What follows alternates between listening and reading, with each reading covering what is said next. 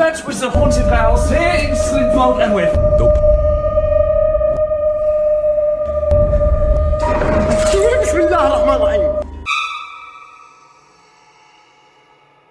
In Massachusetts, there's a notorious abandoned asylum known as Denver State Hospital.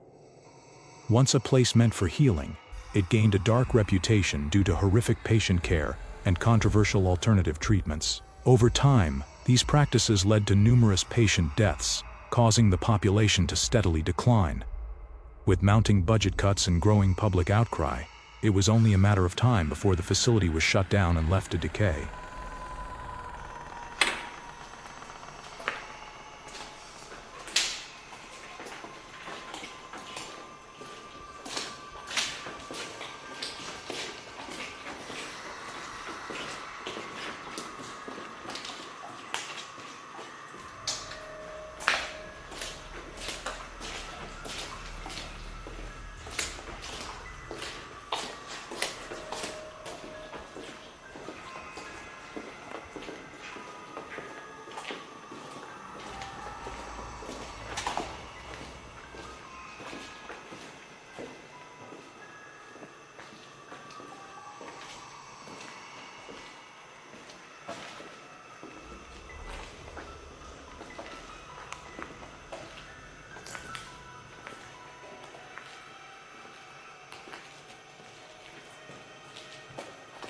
Years later, during a routine security check, a guard was inspecting the basement when he unknowingly captured something truly chilling. As he turns a corner, his camera briefly reveals a dark, shadowy figure moving in a distant room, completely unnoticed in the moment. But upon reviewing the footage, his blood ran cold. The building was completely sealed off, with no possible way for anyone to gain access, especially to the basement. Saudi Arabian ghost hunter, known only as High, claims to have captured a real jinn on camera while exploring an abandoned house long rumored to be haunted. Early in his investigation, he spots what appears to be a figure in the window, though it's hard to tell whether it's truly an apparition or just a gap in the curtains. Undeterred, he presses on, making his way to the second floor, where things begin to take a disturbing turn.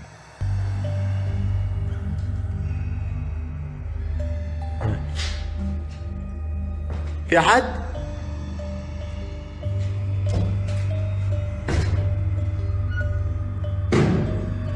As he ventures deeper, unexplainable movements begin to occur all around him. بسم الله.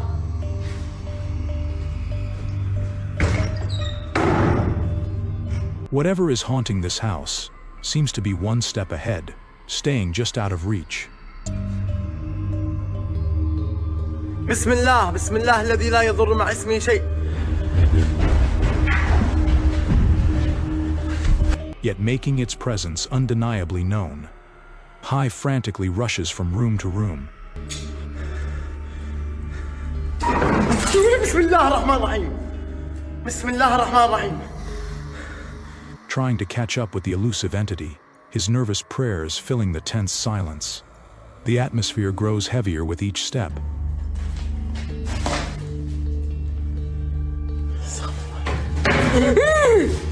بسم الله.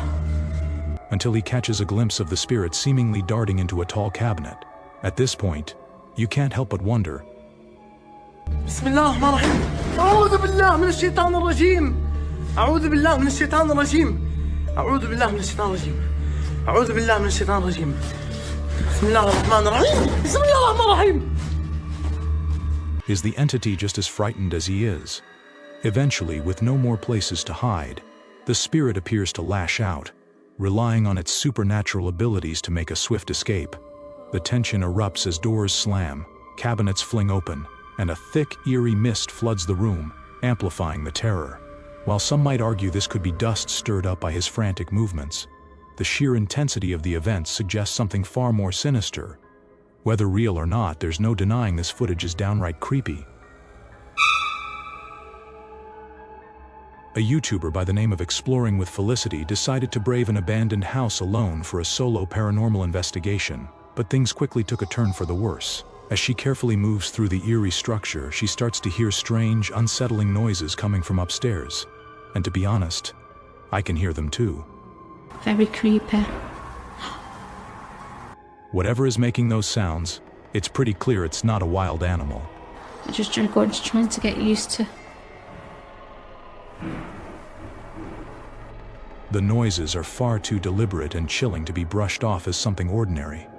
Felicity cautiously climbs to the second floor, inching toward the third, when suddenly, a dark spectral figure is seen gliding past in the distance. Whether it was a genuine ghost sighting or perhaps a sinister stranger in black, we never find out, because Felicity wastes no time and bolts out of the house, too terrified to investigate further. For some, that brief encounter is all the evidence needed to believe this chilling experience was absolutely real. An urban exploration channel called JJ Retro set out to investigate an abandoned house on the outskirts of a quiet English village, venturing inside late at night. From the very start, you can tell they're on edge, hesitating at the entrance of the creepy old estate as the unnerving atmosphere sinks in. Time to come exploring somewhere like this because we're in the middle of nowhere, on the outskirts of Slinfold, at this rather creepy house. And there's a sort of haunted feel to it.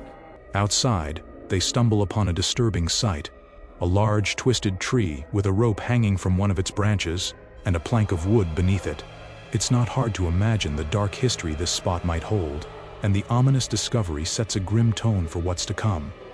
As they push forward into the house, every room seems to bring with it a growing sense of dread.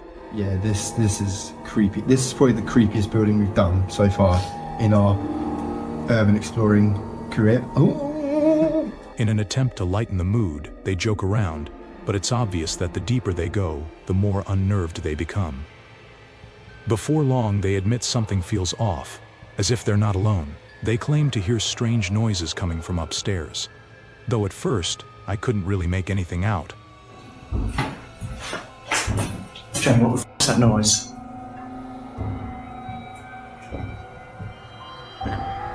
It's quite dark upstairs.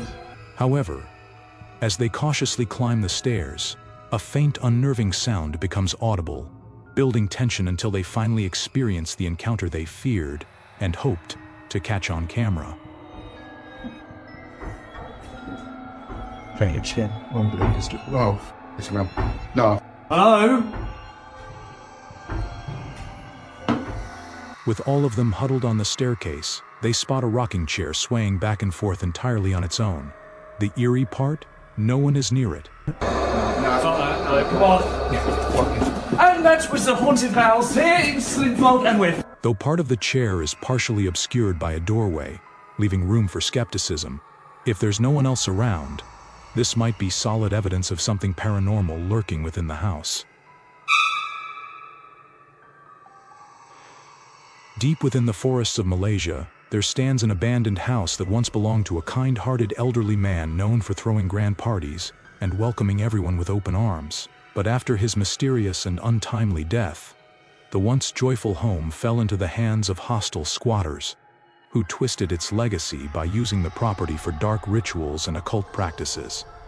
Now, a team of paranormal investigators has ventured inside, hoping to uncover whether these conjuring rites had any real effect. While exploring the decrepit home, the group hears a strange noise following the sound of footsteps. It's hard to tell. Could it be an animal? Or was it the cry of something far more sinister? Whatever it was, the noise doesn't repeat, adding an unsettling layer of mystery.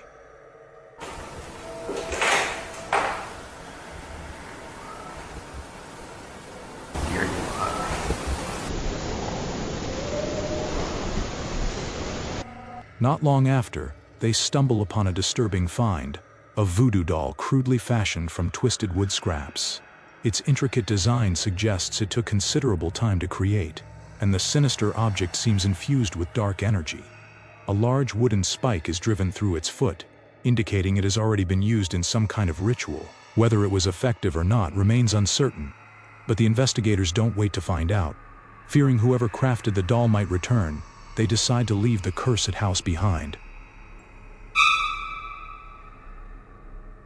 Okay, Okay, so I'm in an abandoned house, and there are like Blair Witch things hanging up here, and I'm going up here 100%.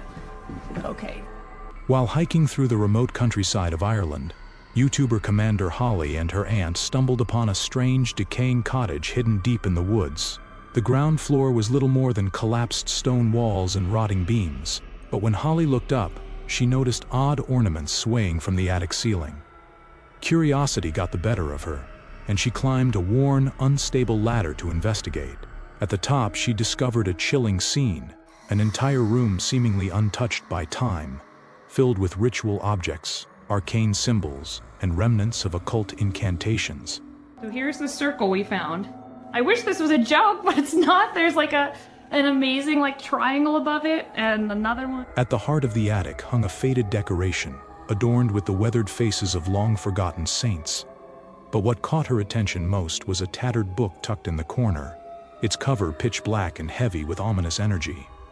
Commander Holly began flipping through the book of dark magic, seemingly enthralled by its contents, and decided to take it home for further study. But was that the right move? Some things are left alone for a reason. Let us know.